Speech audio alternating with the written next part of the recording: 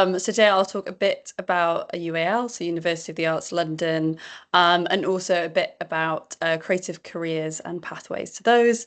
And I'm also joined, as was mentioned earlier, by Ava, who's one of our current students at UAL, who'll be able to give a bit more kind of insight into what it's like being a student at one of our colleges. So if you didn't know anything about UAL before, we are a dedicated art and design university made up of different campuses across London. We're also ranked second in the world for art and design. I think the first number one in the world is actually only a postgrad institution, so doing pretty well in terms of the rankings there. And so the way that UAL is structured is that it's actually made up of these 6 different colleges all across London. So as a student, you'd be a member of one of these colleges under the umbrella of University of the Arts London. So I'll go a bit more into detail about how these colleges differ and what they're like. So to begin with, we've got Camberwell College of Arts, which is in Southeast London, and this has around 1,800 students, sorry. So it's a kind of smaller arts college vibe. And they have kind of a smaller selection of courses there compared to some of the other colleges. So each of the colleges have a range of different subjects available. I don't think there's one college that offers kind of all subjects across our centres. So here you could study kind of fine arts, graphic design, and then compared that to Central St. Martin's, which has a lot more range of courses and has a lot more students as well, has around 4,500 students, and that's in a lot more central area in London, a lot busier area near King's Cross Station. And then we've also got Chelsea College of Art, which is similar size to Camberwell and has a similar range of subjects. I will hand over to Ava to talk a bit about what it's like studying there as a student. Thanks, Ali. So yeah, I'm based at Chelsea. I'm doing textiles. If there's any people that are interested in textiles that are on currently, there is only 5 main courses at Chelsea. One being art, textiles, graphic design, interior design, and furniture. It's a very big art-led uni, with it being UAL, and just day to day there is about 100 people on my course, but it's very split up. So even though there is so many people in the course, it's split up into about groups of 20. If you're going to your seminars, you'll be with your little groups. We also split off into our specific course choices, sorry. So that's, you've got knit, weave, print, and stitch. And you choose which specialism you prefer at the end of year one. And then throughout the rest of the course, you are taught more about your specialism, how to use all of the machinery there. And it's quite a good setup for the course. And with it being Chelsea College, it's got a lot of resources as well. If you do choose to come to UAL, you have access to all of the campuses, no matter which one you're based at. So you can use all of the libraries. Central St. Martin's has a great materials library. So even though I am based at Chelsea, I could pop around there, go use their libraries, their facilities, which is great as well. Okay, thank you, Eva. To go over the remaining colleges, then we've got London College of Communication, which is again kind of quite a big college, similar to Central St. Martin's in size. And this one has like kind of courses given the name around communication. So there's 3 schools at London College of Communication. There's design school, a media schools, and a screen school. And so they've got a whole range of courses there, including animation, film, journalism, and sound art as well. And then London College of Communication is the biggest of all UL's colleges, got around 6,000 students. And this is in Stratford, near where the Olympic Park was. And this one, you can probably tell by the name, offers fashion subjects. So fashion design, fashion textiles, but also fashion business and marketing as well, and even cosmetic science and the psychology of fashion, if you kind of are more interested in kind of a STEM subject that combines creative elements. And then finally, we've got Wimbledon College of Art, which in the name is in Wimbledon, near where the tennis is. This is our smallest college and has a performance and theatre design focus. So here you'd find courses like acting and performance, as well as costume design and special effects. It's a very collaborative college because it's only got 1,000 students, and there's opportunities for students to collaborate on projects across different courses as well. Okay, amazing. And then in addition to these 6 colleges, we've also got the School of Pre-Degree Studies, and this is where the foundation and pre-degrees courses are based. And then we've also got the Creative Computing Institute, where we have our creative computing and creative robotics students are based there as well. And as it says here, there's also opportunities to get involved with the Creative Computing Institute, even if you don't do one of those degrees. Okay, so you can visualize a little bit of where all the colleges are spread across London. Here we have a map. As you can see, they're all really well connected as well in terms of transport routes. That is one of the benefits of London. Even though it's huge, you can get around pretty easily, kind of via train or the underground as well. So if you look here, we've got Chelsea, which is where Eva is. It's really one of our really central colleges. Okay, and we've already mentioned some of the courses that are on offer at UAL, but here's just a bit more information. This isn't the whole list of of courses we have available. There's way more, so please do check out the website or prospectus. But as you can see, it is quite a range within the kind of creative umbrella, from kind of the more expected courses like fine art, but also kind of theatre and business, jewelry design, animation, and so forth. Ava, can I ask you what made you choose textiles and how you kind of came to that decision?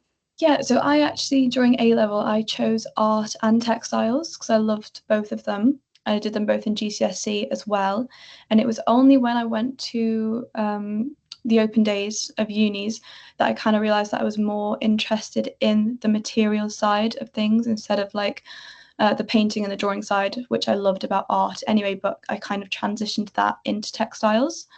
And when I looked around UAL, I looked at fine art and textiles, and I kind of came to the conclusion that I could explore my passions more within textiles, and it was just more freeing for me to choose. Which I really would recommend if you're torn between the two, is just going, asking the teachers questions. They're also helpful.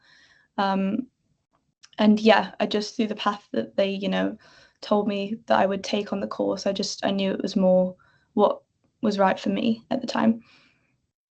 Amazing, thank you. So today I will talk a bit about creative careers as well. And don't worry, I'm not saying that you already have to know kind of what profession you want to get into, but it can be a way to think about what subjects you may want to do. It may be another way to decide which subject you want to do, or it could be kind of you decide whilst you're at university kind of what profession you want to get into. You don't worry, you don't have to have your whole life planned out now. It's just different routes into thinking about next steps in terms of education, but also afterwards as well. And one of the great things about courses at UAL is that they develop a whole range of skills, of course, kind of technical skills within the subject you're choosing, but also kind of professional skills and also industry connections.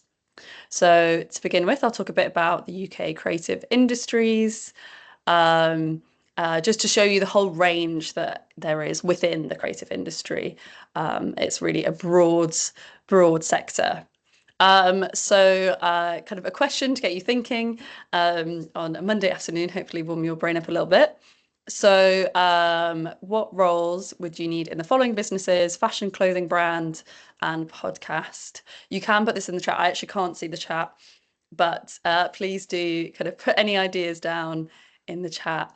I'll give you 1 minute and then we'll have a look.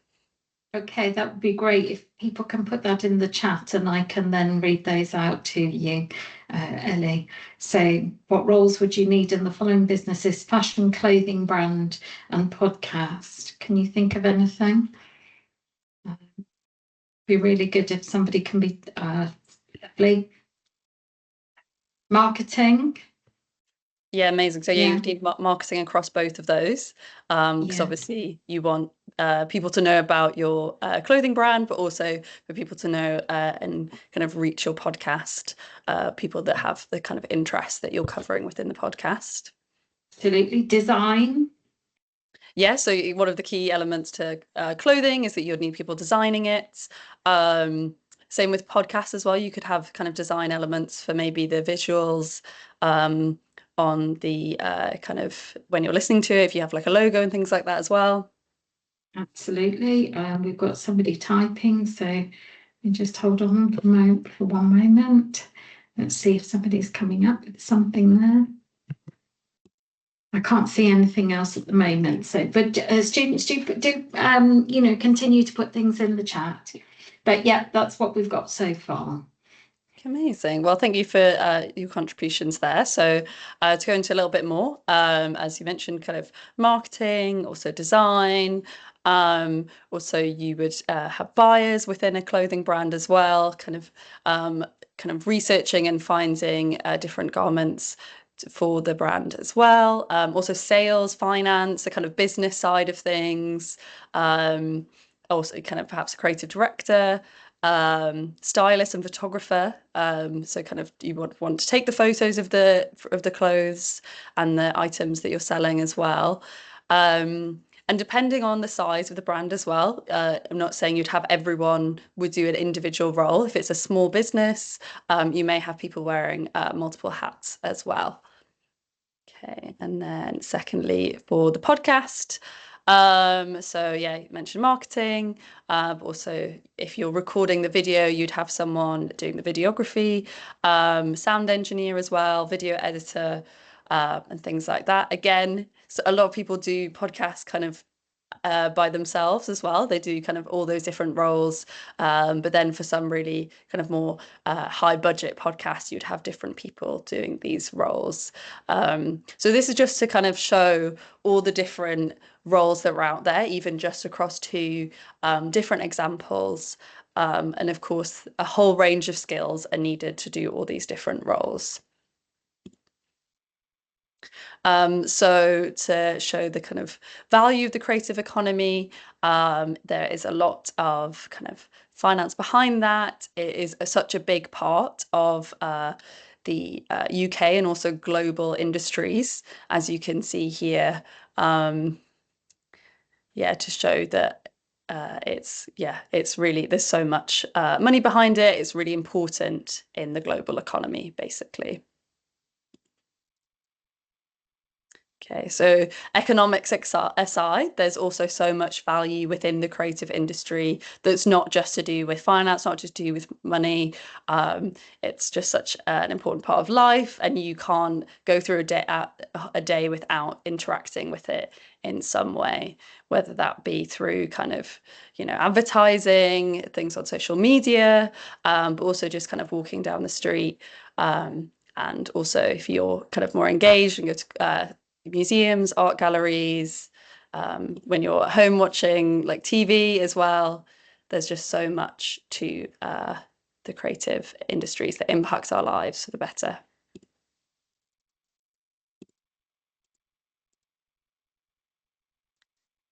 And of course, we're living in quite fast changing times as well. So the creative industries are changing and have changed quite a lot over the last few decades.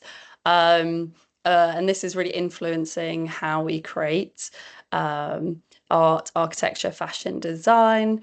But with that, there's so many more opportunities as well through digital platforms. And also because of this digitalization, there's so much more demand for specialist designers and people with specialist skills within those areas.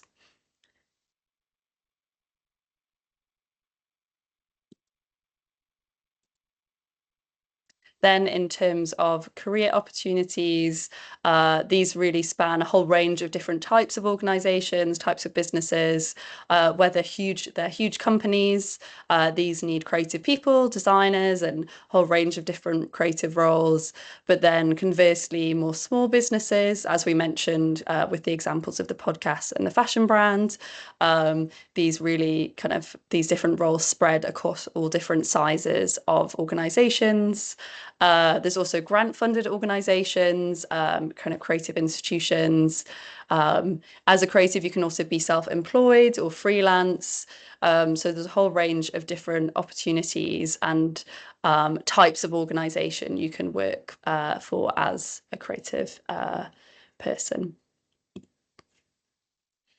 So to make it easier for us to see the wide variation in creative careers, the UK government has created these 12 classifications, which you can see here. So quite a range from kind of advertising and marketing, film, publishing, heritage as well. And as you could see from the slide we had with all our different courses on, that we have a whole range of courses that fit within a range of these different sectors as well.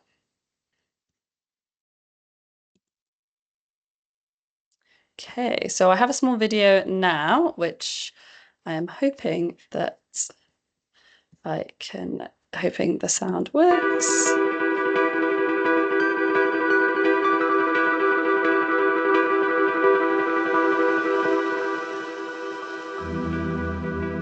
I'd say I've always been creative. I think it probably drove my family mad. I was always doing like 80 hobbies, you know. I've always been very much sorry about that.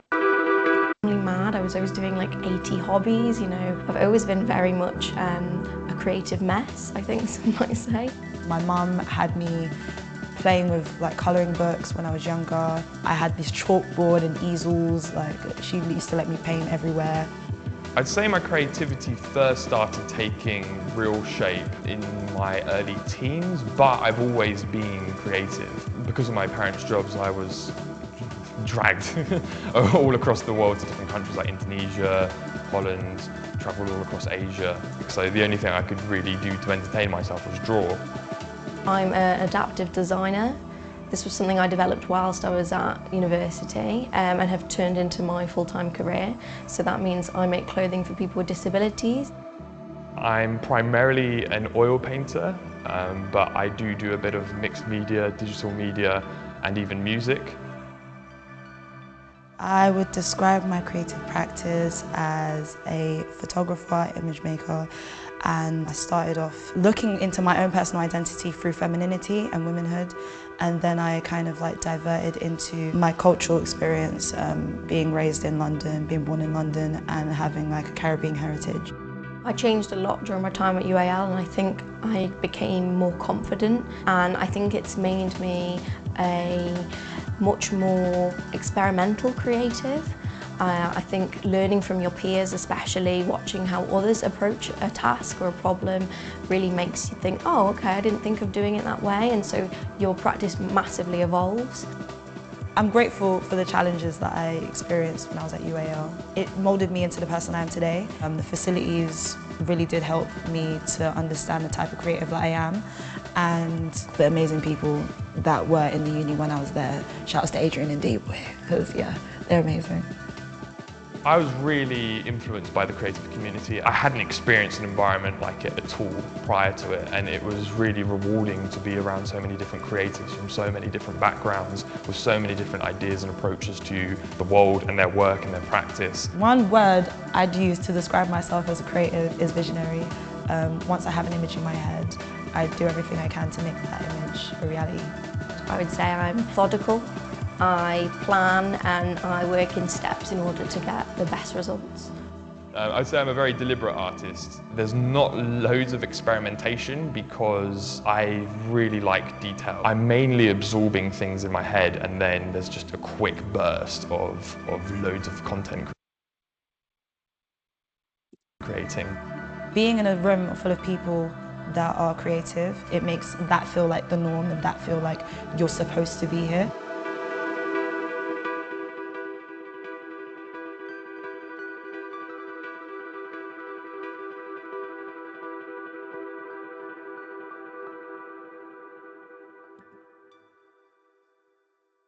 Okay, so that was just a few of our students talking about their creative identity and also the community that they found whilst they were studying at UAL. Okay, so I have another kind of thinking exercise for you, quite a quick one. So this is matching the creative career with the degree. So these are all examples of people that have studied at UAL and then the roles that they have gone on to. So if you just want to quickly write it down, and then I'll go through the different examples.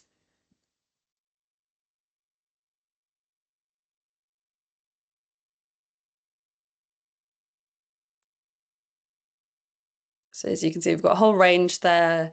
I think there's some of the examples are slightly more obvious than others. And then, yeah, a whole range in different career paths.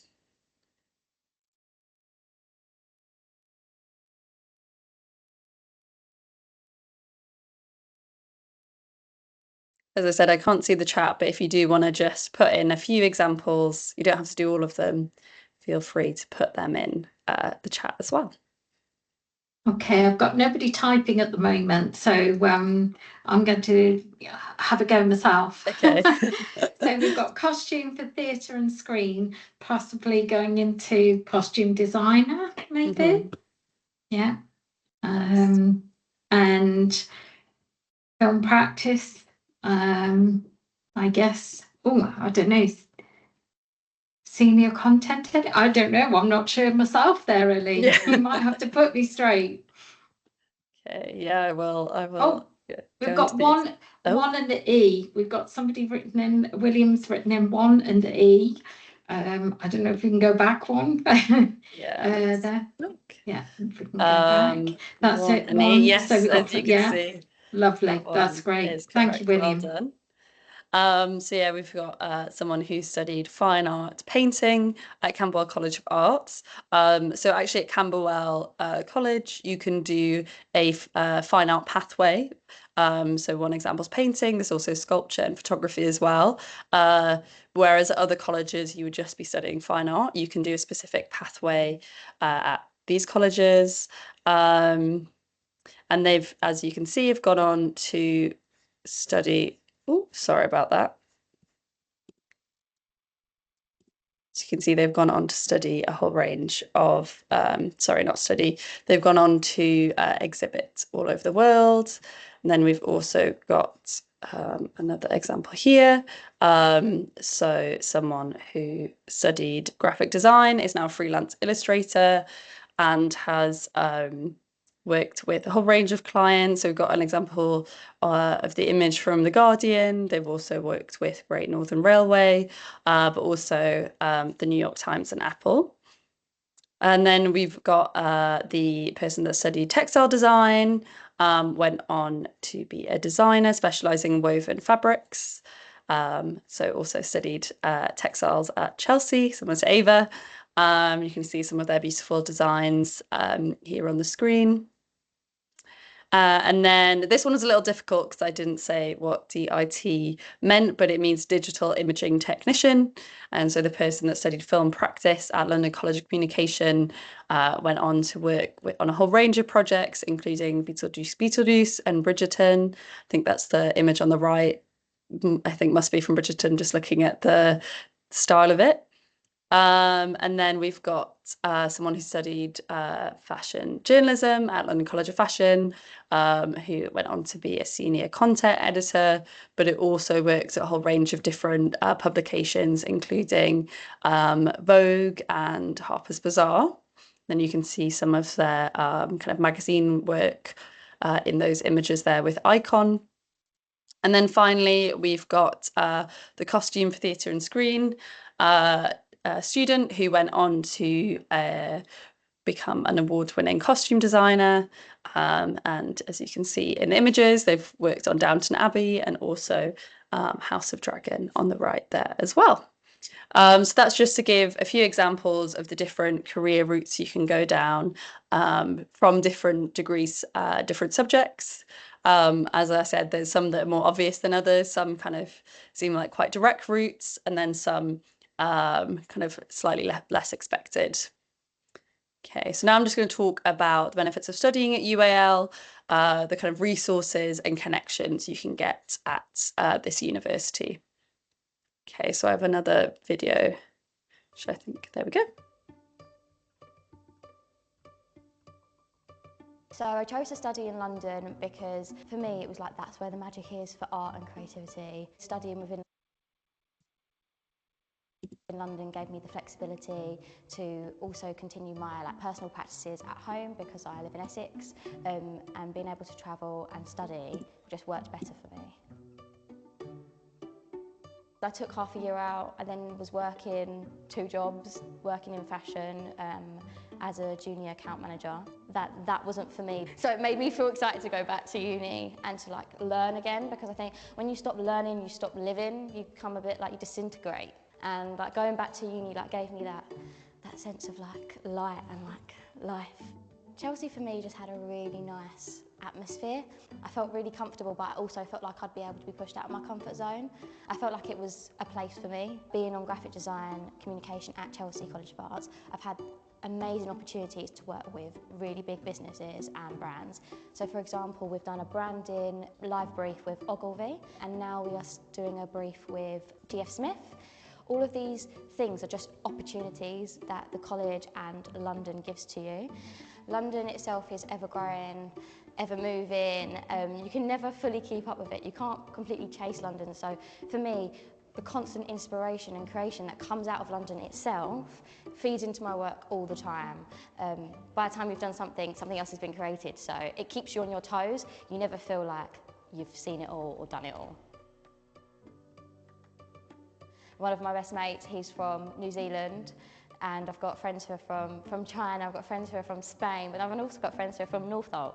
So everyone's your friend, which is really nice. I think that having people in the studio and in your course that you can trust and that you can communicate with is a must. So they give you different perspectives on your work that you never saw before. And so you need people constantly to be reminding you of the things that you're missing.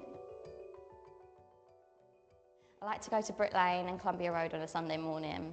It's really nice, got a nice atmosphere, amazing creators and crafters, which for me is really interesting because that's where I'm able to meet new people. People are everything, you can't be a one-man band. You need people to be your audience. And that's the great thing about London, is that you're not subjected to one thing. Perhaps not being in London or studying in London, you could come across a lot of similar people with a similar narrow views or just with a specific mindset. And being in London, you have so many cultures, so many people of different ages, people who have lived here for years and people who have travelled from all around the world. So it really is a taste of it all.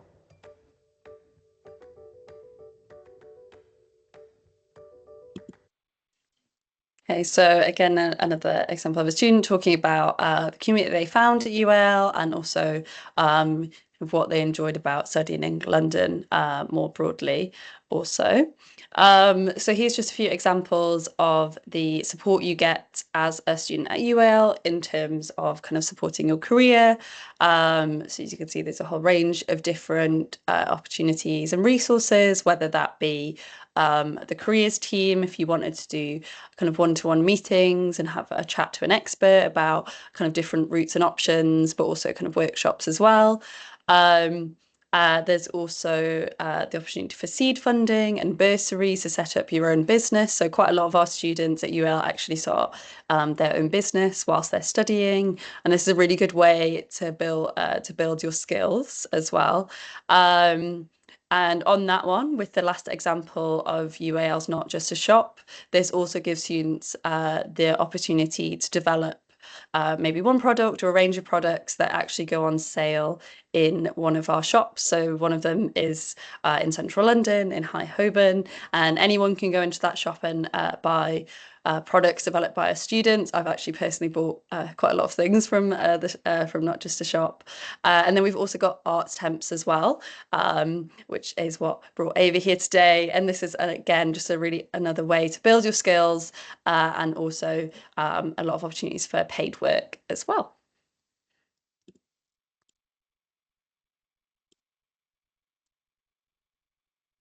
Okay, as was mentioned by our student in the video, there's a whole range of different opportunities with industries and working with industries to build experience and connections. So I will hand over to Ava to talk a bit about your experience with this. Yeah, so it was said really well in the video actually. So even from year one, with our first unit, we're working with industry professionals. So when we receive a brief, our first unit was working with an organisation called Trade, which you will have most likely seen at the charity shops on the high street. So we went in, we met professionals from Trade, we went and saw the factories. And when we produced our work for Unit 1, we had people come in and look at our work and they chose some of their favourites. And the favourites actually got an opportunity to go and work with Trade for a short amount of time. And that goes the same with every unit that we've had so far. We've also had one with a trend predicting agency, which I found very interesting myself. And I didn't know that sort of pathway existed, and it kind of opened up my mind. And the person that came in, I ended up getting in contact with them and just said, hi, if there's any possibilities in the summer or around, when I'm finishing uni, and I managed to set up an internship for myself. And then just going into the connections that UAL has, it's such a vast list. They are probably one of the most connected arts unis, especially it being in London, and the amount of people that you meet is just so helpful. And like it says there, with my college, Chelsea, it's one street across from the Tate, which we do get a free Tate card, which is quite a bonus if you do end up at Chelsea. So you can pop over at lunch for free and view any of the exhibits. And just in general, we offer something called a DPS, which is a Diploma for Professional Studies, which in your second year, so as soon as you pass your second year, the opportunity is there for you to take a year out, and the uni supports you and helps you get your connections, and you go out and you work in industry to get that experience, and then you come back and you complete your third year with that experience under your belt. So you're not just going straight into the real world with no experience in industry, basically. Great, thank you, Ava.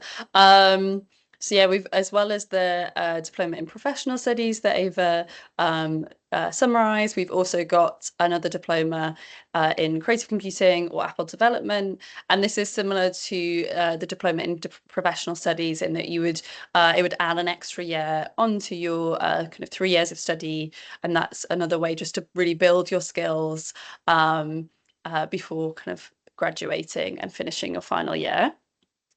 So as it is in the name, UAL is based in London, and as Ava mentioned, there's like so many amazing opportunities in London, whether that be museums and galleries like the Tate, but also just so many creative industries that you can kind of get involved with and connect with. So just to put some figures on that here, as you can see, there's so many different organizations across the whole range of sectors within the creative industries, whether that be museums that we've mentioned, but also fashion companies, theatres, record labels. So it is really such a hot spot to be in if you do want to break into the creative industries. Okay. So we're gonna finish with a bit about creative education and how this can then kind of support you into the creative sectors. As you've seen, there are loads of amazing opportunities while studying an undergraduate degree, and how this can really help you kind of get set up for your next stages in life. We've mostly been talking about the undergraduate degrees on offer at UAL. And the kind of range of subjects there and the range of connections there. But there are whole there are lots of different other pathways that you can think about, as well as just higher education. There's also kind of foundation diplomas, which some students do before the undergraduate degree. And kind of maybe you want to do apprenticeships. So it is something to think about. Of course, today we're talking about university, but as you can see with these examples here, there are many different routes you can go down. But of course, with university, as you've seen, it gives you access to professional careers and also better prospects in terms of earning potential and lots of life experience too. So in terms of choosing university, I imagine that some of you already will have started looking at it, but you've still got a bit of time before the submission date for university applications. But just these are some ways you can think about if you're still deliberating for what university to apply for, sorry, then these are some things you can look at, whether that be prospectuses, events, although a lot of open days have already happened, there are still some events taking place like campus tours. We do have campus tours if you did want to see our different colleges in person. But also there's online events as well, which is great if you can't make it to an in-person event. And then even after you've applied as well, if you've got an offer, but you didn't make it to that college or that institution, you can also go to these offer holder events, which again can help you decide which university you put down as your first choice. And then, of course, blogs and social media accounts are a really good way to see a bit more about the university and student life. I think all our colleges have different social media accounts. We also have different YouTube channels, which have more videos like the ones you've seen today. And then, of course, the university websites, such a wealth of information on there with loads of information about the different courses. And if you're still thinking about which courses to do, which courses to study, these are different things you can look at that can help you decide as well. Of course, you want to look at entry requirements to see that you have the relevant kind of qualifications, but also things like modules and facilities are really important to look at, especially within creative subjects if you have certain interests. So with some of our courses, it's recommended that you do a foundation degree or diploma, but it's not needed for all. So for example, Ava went straight to undergraduate. But yeah, this is another thing to think about if you're thinking about creative subjects, whether or not you want to do a foundation. And here's just a bit more information on that. Just to add on to that as well, just as an example, so in my course, I think maybe about 60% of the people came from a foundation. I personally didn't, just as I felt I didn't really need it, but a lot of my friends that did do one felt that they really benefited them and just gave them a bit more knowledge and got them ready for that first year. But just if you are going to the open days, maybe ask the lecturers, do you think it will benefit me if I do end up doing the foundation course? And they are really open and honest. Just say it might, help you in getting accepted as well. Yeah, and it's another good way to build your portfolio as well. But of course, if you already kind of feel like you have a good range within your portfolio, then you may not need it. But it is worth considering. So definitely check more information on that. And then, of course, with all the undergraduate degrees we've talked about, so this has some more UL specific information. So all our undergraduate degrees typically last 3 years. You also can't combine subjects. So some universities you can do joint honours where you would combine different subjects and then you would graduate having studied kind of combination of both the subjects. Because of the way that the courses are structured at UAL, this isn't possible. So another thing to think about, kind of making sure that the course you've chosen is right for you. However, you can actually apply to multiple courses across our colleges and kind of different subjects within your UCAS choices. I wouldn't recommend putting all 5 UCAS choices as UAL courses, but you can do different ones if you like. Okay, and so of course talked about kind of creative subjects, but there are a whole range of different roles and experience and skills that make up the creative sector. So if you're interested in the creative industry, you don't necessarily need to do creative subject as well. So this is another thing to think about. But this kind of goes both ways as well. So even if you do a creative subject, it doesn't mean that you necessarily have to go into the creative industries as well, because you would have such a range of skills that you learn on your degree that are actually transferable to loads of different industries as well. So here's just some more kind of advice and tips in terms of thinking about your creative career, if this is the path that you want to go down. And these are things you can think about, not just now, but into the future as well. Kind of if you do go on to study, but then also beyond that as well. Then I think a final video, and then we can wrap up for questions. I've always wanted to be an actor.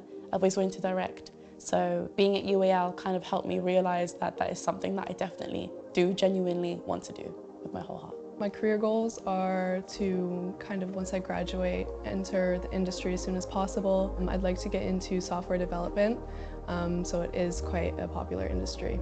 I run a studio called From Studio. We do a lot of 3D work. I did a final show for my third year, and I was lucky enough to exhibit my work at Camberwell Space Gallery. And I think that led on to a lot of the first clients that I got for my studio. That's where I basically started my career. My experience at UAL has shaped my future as I've become and realised that I'm a lot more dedicated and pragmatic. And it's made me realise that my future is a lot brighter than I expected it would be. I think the UAL experience is kind of an opportunity to practice these professional skills in a more relaxed environment. So there's room to mess up and room to learn, so that when you do go on into professional industries, you're fully prepared. My tutor at the Creative Computing Diploma, he taught me a lot about freelancing, which he later directed me onto the careers advice team at UAL. And I guess the most important thing I learned was sort of honing my specific audience and what my work was for. I think UAL just makes it employable because you just get to have fun, and having fun means that like you fail forwards and you learn things about yourself, and it's in that trial and error you realise and you find your craft and find what you want to say, and having something to say is what makes you employable.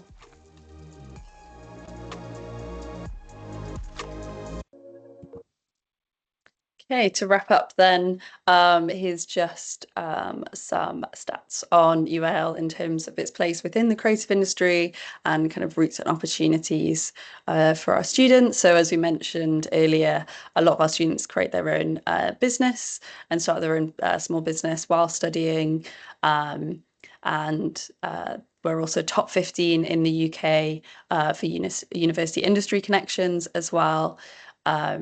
And also produce a lot of Turner Prize winners if we have any fine artists in the room as well.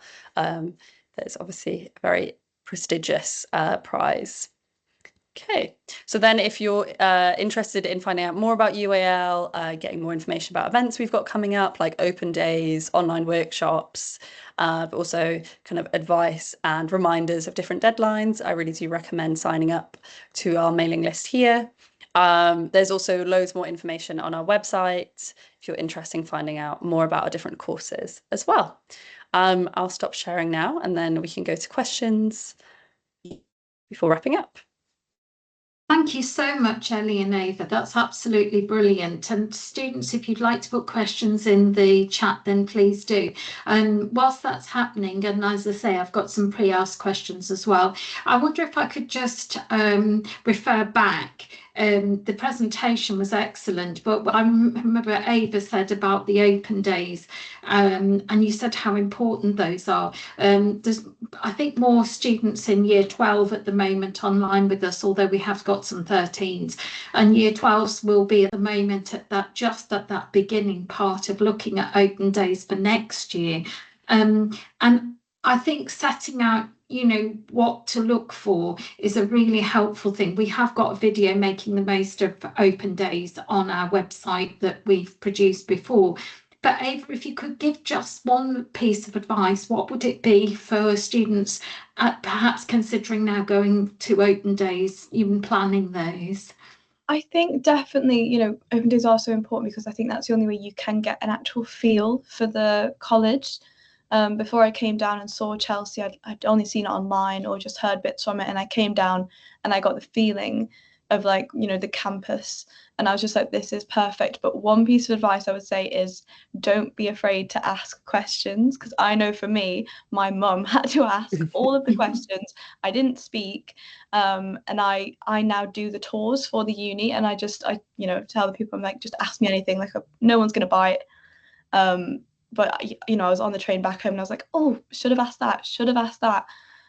So definitely just write down some questions that you want to know, and get the answers from that, and just like I say, just get the feeling of the uni, and if you feel like you're going to fit in and love it there. That's brilliant advice. Thank you, Ava, and I think that's really important.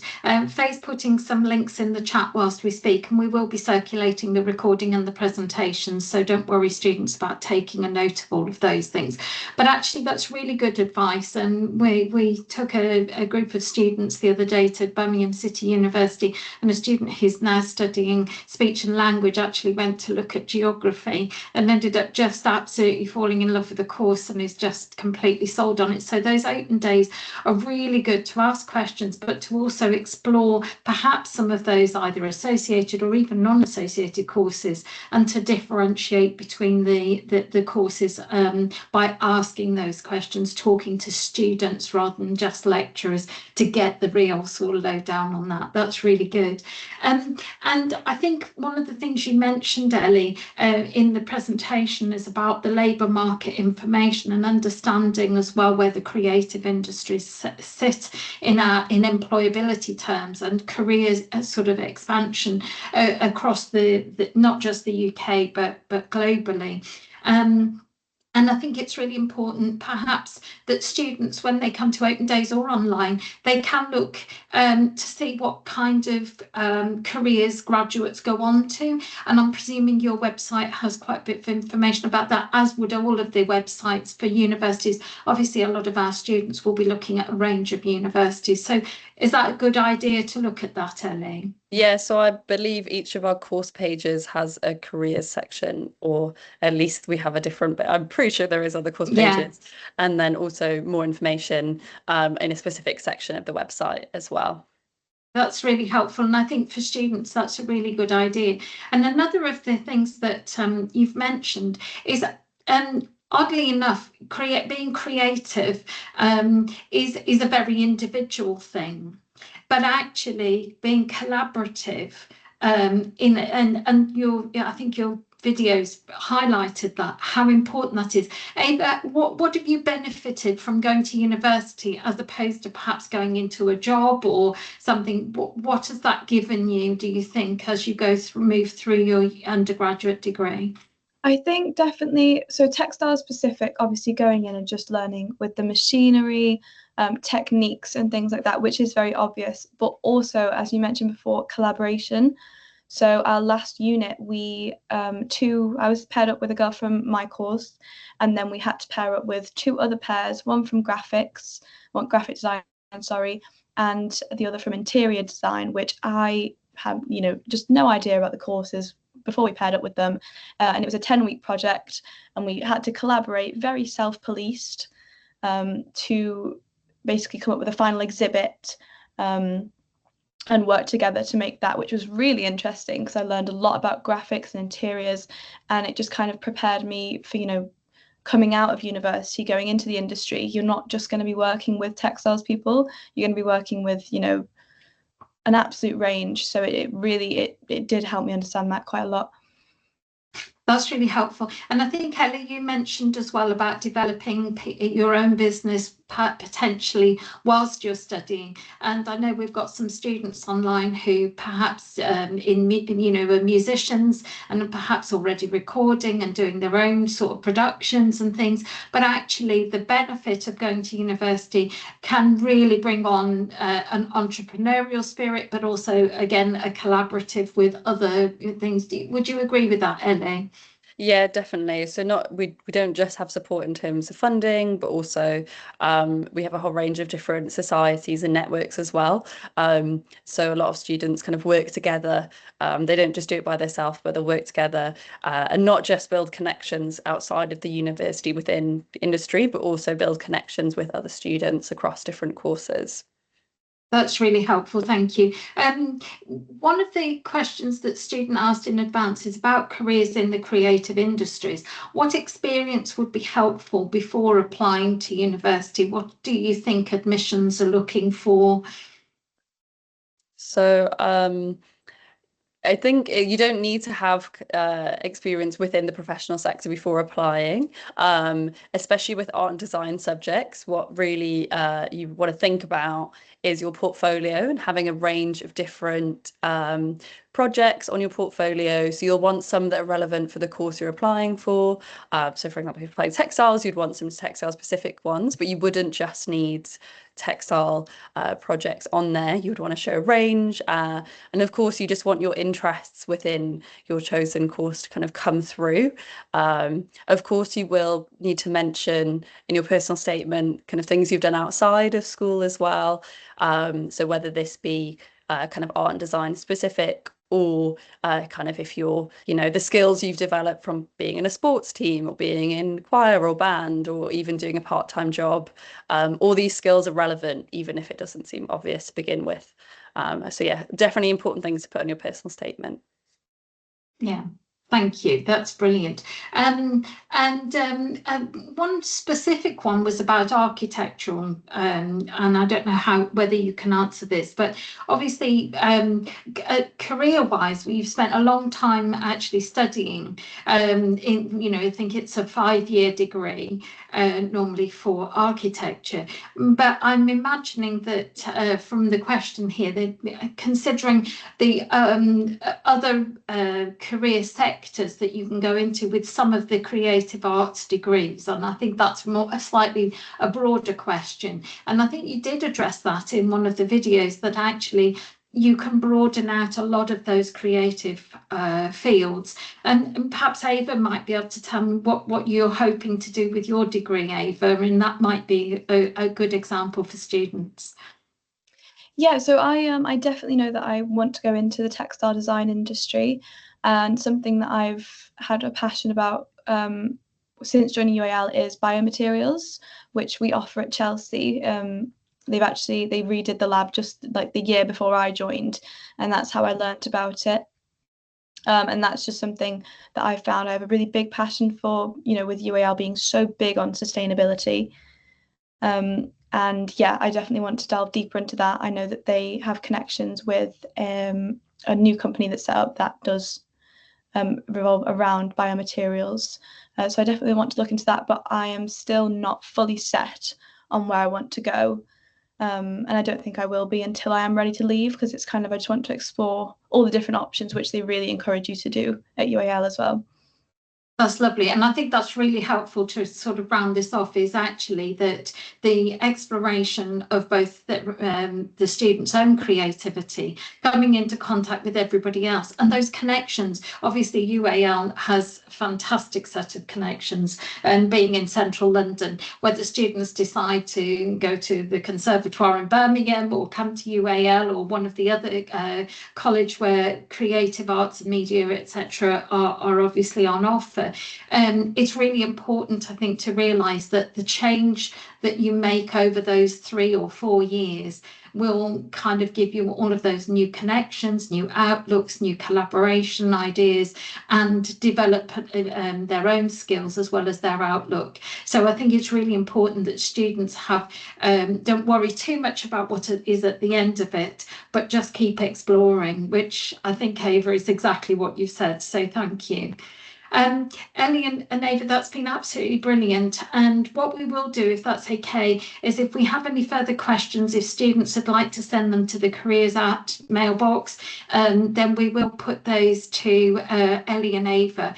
And it's been really interesting. And UAL is a fantastic university, which we'd like students who are interested in creative arts to perhaps go and see, as we would recommend that they go and see a whole raft of different universities, different courses. So so that they can get a really good idea on those open days of perhaps where they want to go and which direction they want to go in. Thank you so much for joining us this evening. These speaker series are very useful. We will be using them obviously in the curriculum as well. So thank you very much indeed both for coming online. And students and parents, we hope you've enjoyed that this evening, and we look forward to joining you again on our next talk. Thank you very much. Good evening. Thank you.